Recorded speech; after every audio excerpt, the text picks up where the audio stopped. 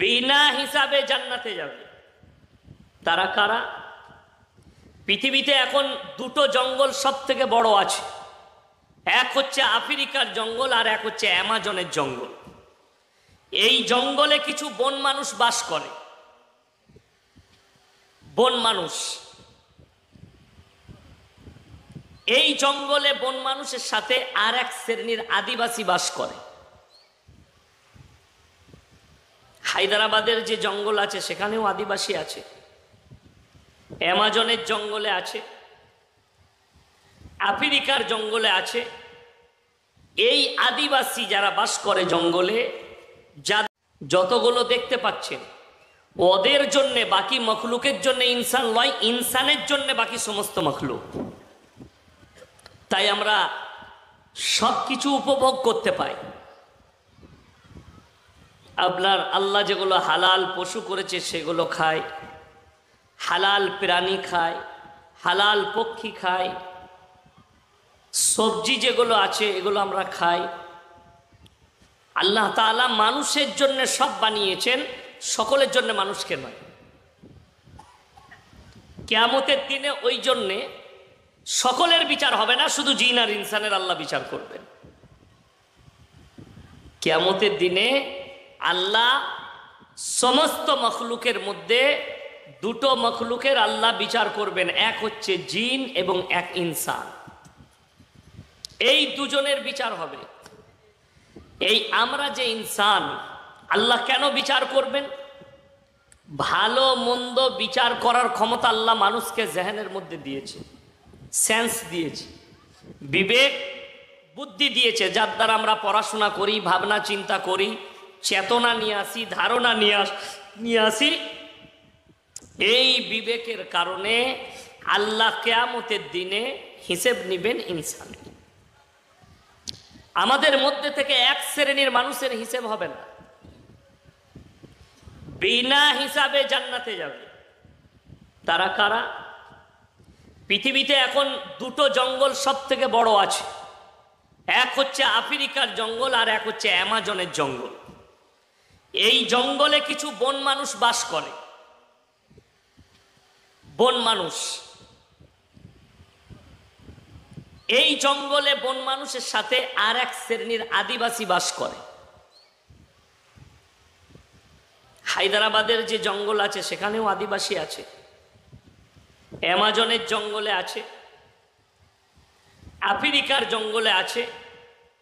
এই আদিবাসী যারা বাস করে জঙ্গলে, যাদের কাছে কোনো ধর্মের দাওয়াতই পৌঁছায়নি, আল্লাহ কিয়ামতের দিনে দুটো দরজা খুলবেন, এক জান্নাত আর এক জাহান্নামের। আল্লাহ বলবেন তোমরা ইচ্ছা মতো প্রবেশ করো। তারা সঙ্গে সঙ্গে যখন জান্নাতে প্রবেশ করবে, তাদের জন্য ওটাই হবে ঠিকানা জান্নাত। জোরে বলুন সুবহানাল্লাহ।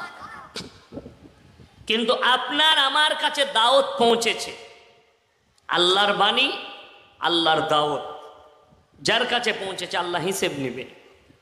কোরআনের সূরা আরাফে আছে, আল্লাহ মানুষের যে হিসেব নেবেন, দাঁড় করাবেন কিয়ামতের দিনে। শুধু আপনাকে জিজ্ঞেস করা হবে না, ফালানাসআলান্নাল্লাযীনা উরসিলা ইলাইহিম ওয়ালানাসআলান্নাল মুরসালিন। আমি নবী পয়গম্বরকেও দাঁড় করাবো, রসুলকেও দাঁড় করাবো, তাদের উম্মতকেও দাঁড় করাবো। তোমরা কিভাবে দাওয়াত দিয়েছো, আর আপনাকে আমাকে জিজ্ঞেস করা হবে তোমরা গ্রহণ কিভাবে করেছো। আপনার কাছেও সওয়াল আসবে, তোমার কানে কি আজান পৌঁছায়নি, কালমার দাওয়াত পৌঁছায়নি? আপনি বলতে বাধ্য হবেন অবশ্যই পৌঁছেছে। যেমন আজকে মুসলমান বিভ্রান্ত, মুসলমান পিছিয়ে, তার মারাত্মক কারণ হচ্ছে না দুনিয়াবি এডুকেশন আছে, না দিনী শিক্ষা আছে, দুটো থেকেই পেছিয়ে। এতগুলো মানুষ আপনারা বসেছেন, এখন যদি সমীক্ষা করা হয় 100 জনের মধ্যে 80 জন ভালো করে কোরআন পড়তে জানে না। ঠিক বললাম না ভুল বললাম? হ্যাঁ, ইমানদারির সঙ্গে কথা এটা। দ্বিতীয় নম্বর, প্রত্যেকটা মুসলমান জানে মুসলমান নরনারীর জন্যে দ্বীনি ইলম হাসিল করা ফরজ। শুনেছেন অনেক, জুম্মার বায়ানে শুনছেন, উলামাদের মুখ থেকে শুনছেন, মারকাজে গিয়ে শুনছেন যে দ্বীনি ইলম হাসিল করা ফরজ।